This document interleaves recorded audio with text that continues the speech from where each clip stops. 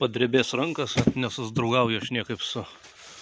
Paskutinis modulis iš 3 išvažiuoja į Kauną.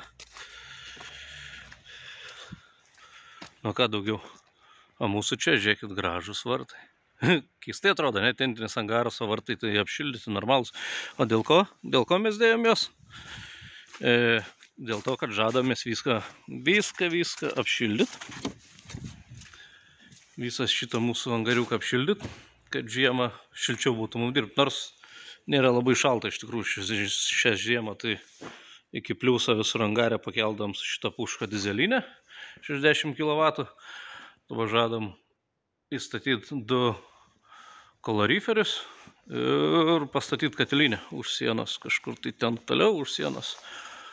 O čia viską užpūst visą angarą poliuretaną. Kaip manot, ar padės?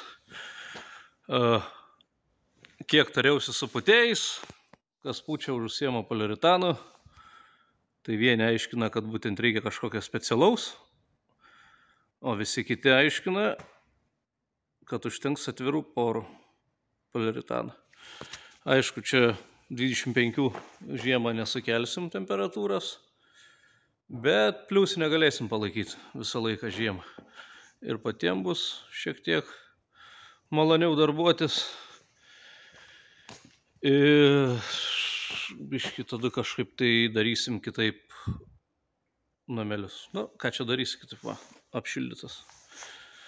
Ruošiasi irgi išvažiuoti.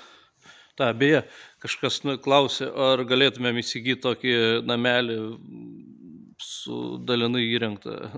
Klauskit, tik tai pasakykit, ką jūs įsivaizduojat dalinai įrengta. O mes galim parduoti, aišku, viską. Bet kadangi mes norim nešti pilną atsakomybę už šitą namelį ir nešam už juos, tai mes darom pilnai įrengtus namelius. Mūsų standartiškas gražus pakalimas, grubaus spjovimo lentas, sukaltas eglutė. Turim ir stačią pakalimą. Taip va, kam įdomu, galit kreiptis. O kas supranta apie poliuretaną, nu, pasakykit nuomonę, kaip užpūst tokį angarą. Laikysis, neslaikys. Tai va, kol kas